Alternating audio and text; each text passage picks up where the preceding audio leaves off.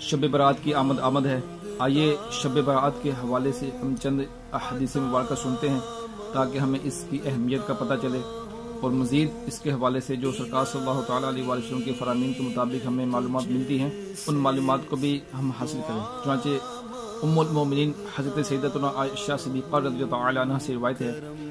فرماتی ہے کہ حضور سراپا نور فیض گنجور شاہ گجور صلی اللہ تعالیٰ علیہ وآلہ وسلم نے فرمایا، میرے پاس جبریل علیہ السلام آئے اور کہا، یہ شعبان کی 15ویں رات ہے، اس میں اللہ تبارک و تعالی جہنم سے اتنے لوگوں کو آزاد فرماتا ہے جتنے بنی کلب کی بکریوں کے بال ہیں۔ یاد رکھیے کہ بنی کلب بہت زیادہ بکریاں پالتے تھے، اس لیے ان کا تذکرہ کیا گیا کہ یہ بہت مشہور تھے عرب کے اندر بہت زیادہ بکریاں پالنے میں۔ مزید فرمایا کہ لیکن جن کو نہیں بخشا جاتا ان میں کافر اور عداوت والے، یعنی مسلمانوں کے دل کے اندر دشمنی رکھنے والے اور رشتہ کاٹنے والے اور تکبر کے ساتھ تخنوں کے نیچے کپڑا لٹکانے والے اور والدین کی نافرمانی کرنے والے اور شراب کے عادی کی طرف نظر رحمت نہیں فرماتا۔ حضرت سیدنا امام احمد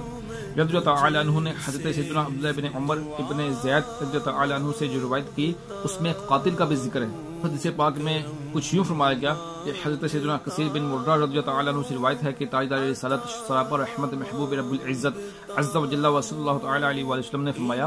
اللہ عز و جل شعبان کی 15ویں شب تمام زمین والوں کو بخش دیتا ہے سوائے کافر اور عداوت والے کے، یعنی کہ جس کے دل میں اپنے مسلمان بھائی کے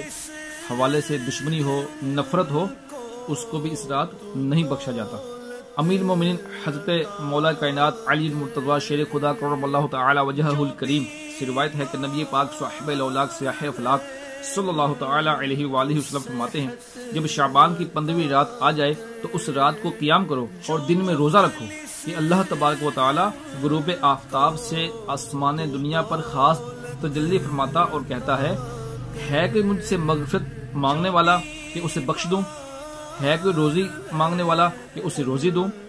ہے کہ مصیبت زدہ کہ اسے عافیت بخشوں، ہے کوئی ایسا، اور یہ طلوع فجر تک فرماتا ہے۔ اندازہ کیجئے سارا سال اللہ تبارک و تعالیٰ کی بارگاہ سے مانگنے کے لیے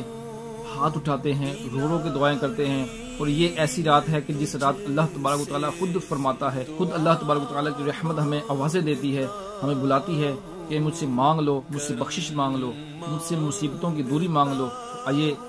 محترم دوستو، ہمیں بھی چاہیے کہ اس رات میں زیادہ سے زیادہ عبادت کریں، اللہ تبارک و تعالیٰ کی بارگاہ میں جھکیں، اگلے دن روزہ بھی رکھیے، انشاءاللہ تعالی اللہ کی رحمت کے صدقے میں ہماری بھی بخشش ہوگی۔ یاد رکھیے کہ جن گناہ گاروں کا تذکرہ احادیث میں ملتا ہے،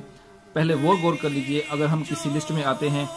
کسی لسٹ میں ہم بھی شامل ہیں کہ جن کی بخشش نہیں ہو جاتی، تو 15 شعبان سے پہلے شب برات سے پہلے اپنا نام اس لسٹ سے نکال لیجئے، اپنے آپ کو ان لوگوں میں سے نکال لیجئے کہ جن کی اس رات بخشش نہیں ہوتی۔ اللہ تبارک و تعالی ہمیں زیادہ سے زیادہ اس رات کو عبادت میں گزارنے اور روزہ رکھنے کی توفیق عطا فرمائے۔ بہت شکریہ۔